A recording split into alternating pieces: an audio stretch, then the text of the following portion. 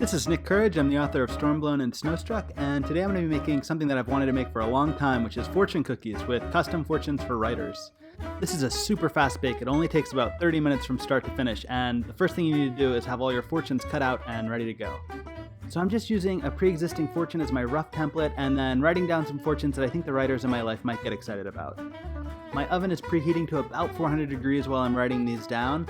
I tried a couple of recipes for fortune cookies that didn't quite work out. For a link to the one I'm using, check out the description of this video. Here are some of the fortunes I ended up using. To start out, I need 2 large egg whites, and I don't know how other people get egg whites. I just juggle the yolk from one half of the shell to the other to get them. I'm going to mix this together with about a teaspoon of vanilla extract, and I'm going to put that in a medium mixing bowl and mix it with a fork until it's frothy, which takes about a minute. Here's the vanilla. This is my third attempt at fortune cookies in 3 days, and I've used immersion blenders and whisks to try to get the consistency right, but at the end of the day, a fork is fine. There, that's looking good. I'm gonna add half a cup of flour, half a cup of sugar.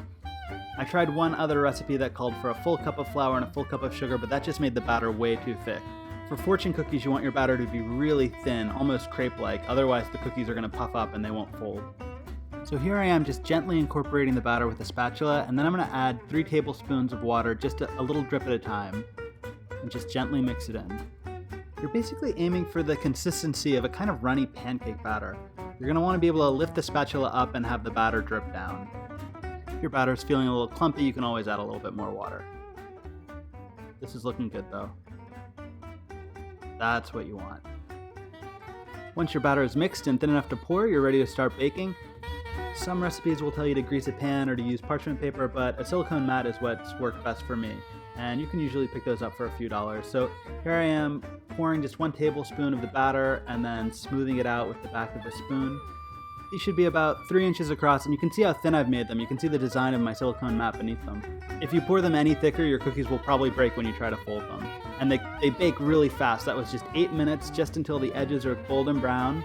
And you can see that I've only made 2 cookies in this batch. That's because you only have a few seconds to fold them before they harden. So here I am taking one of my fortunes, folding the soft cookie in half, and then I'm just going to use the lip of this mug to crease the cookie into a more familiar fortune cookie shape. This is where, if your batter is too thick, your cookie is going to tear or break.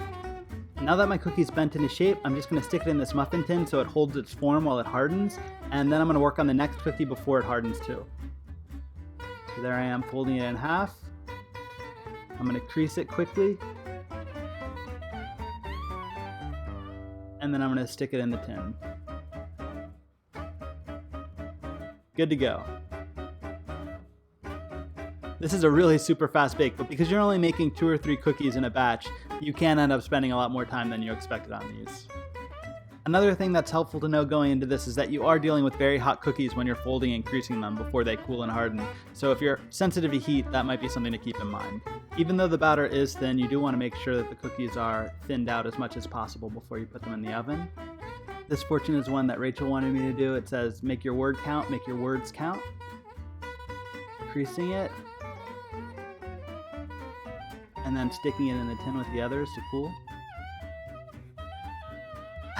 This is my ideal one. It says, this draft is perfect. If you're a writer watching this and you have a good idea for a fortune for writers, I definitely want to hear them. Tweet them at me. I'm Nick Courage on Twitter. Only 5 stars. I love that one too.